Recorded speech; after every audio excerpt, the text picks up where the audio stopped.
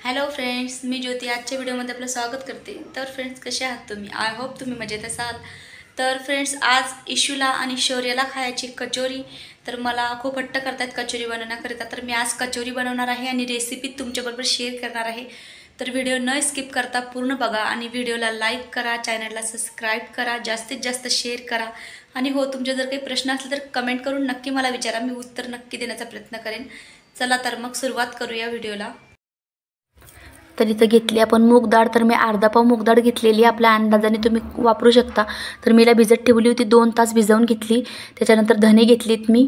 तर धन्यांना मी कुटून घेतले खलबत्त्यामध्ये, कारण मिक्सरमध्ये खूप बारीक होतील म्हणून खलबत्त्यात कुटून घ्यायचे, 2-2 भागा करायचे। त्याच्यानंतर मी मैदा घेतला आणि मैदा चाळून घेतला, कारण मैदा बरेच दिवस राहिल्यावरती खराब होतो म्हणून त्याला चाळून घ्यायचं आहे। आणि आता तेल घेतलंय। तेल तुम्ही बघू शकता की तेलची मैद्यानुसारच क्वांटिटी घ्यायची। मैदा जर जास्त असला तर तेल पण थोडं जास्तच घ्यायचं आहे।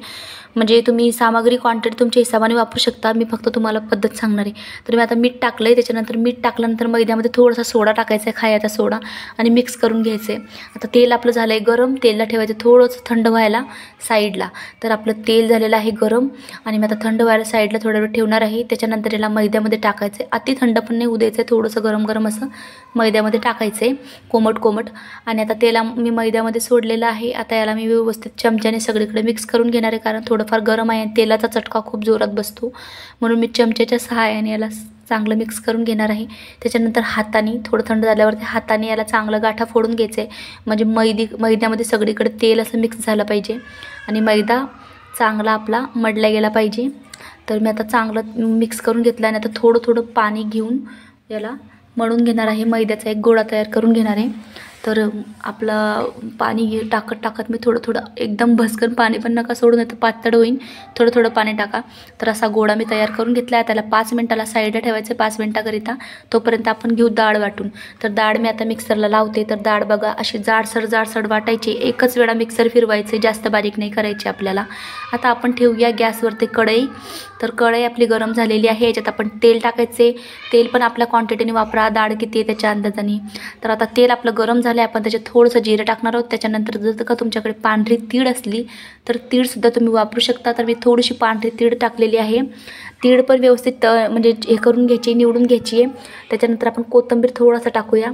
आणि आता आपण जी डाळ आपण वाटलेली आहे ती डाळ याच्यामध्ये, तर मी जे धने कुटले होते धने पण मी अर्धे वापरले।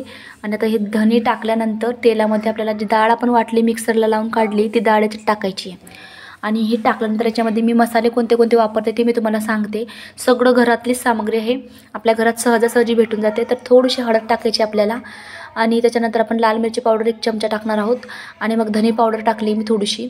आणि त्याच्यानंतर आता आपण चाट मसाला वापरायचा आहे, तुमच्याकडे आमचूर पावडर असली तरी पण चालेल, मी चाट मसाला वापरलेला आहे थोडासा, आणि कारण चटपट्या होतं कचोरी। आणि त्याच्यानंतर मीठ, स्वादानुसार मीठ टाकायचे। तर मीठ टाकल्यानंतर आता याला आपण चांगलं मिक्स करून घेऊया, कारण हिला असं कमी गॅसवरतीच करायचं आहे, कारण व्यवस्थित तिचं पाणी सगळं सुकून ही अशी कोरडी पेस्ट तयार होते, म्हणजे एक मिश्रण तयार होतं ज्याला आपण कचोरीमध्ये भरतो डाळ। तर ही डाळ कचोरी आहे, मूग डाळ कचोरी। तर मी तुम्हाला दाखवते, बघा कशी आता कोरडी झालेली आहे डाळ आपली। कमी गॅसवरती मी याला हे केलं आहे, आणि आता थंड पण झालेली आहे।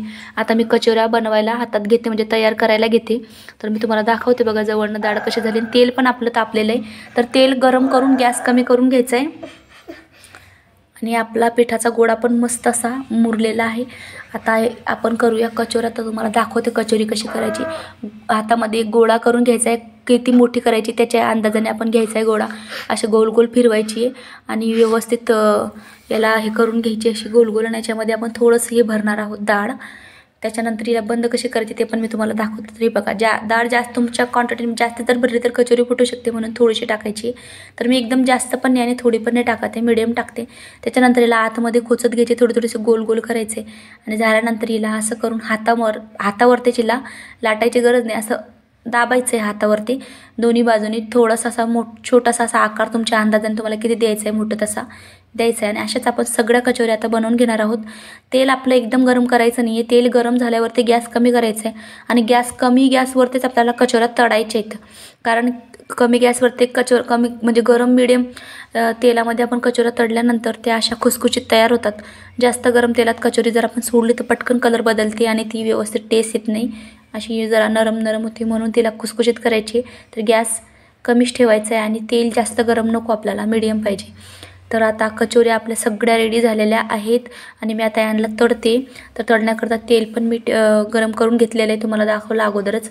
आणि आता यांना कमी गॅसवरती मी फ्राय करणार आहे. तर फ्राय पण आपल्याला कशा म्हणजे किती लाल करायचे, जास्त अति लाल पण नाही करायचे.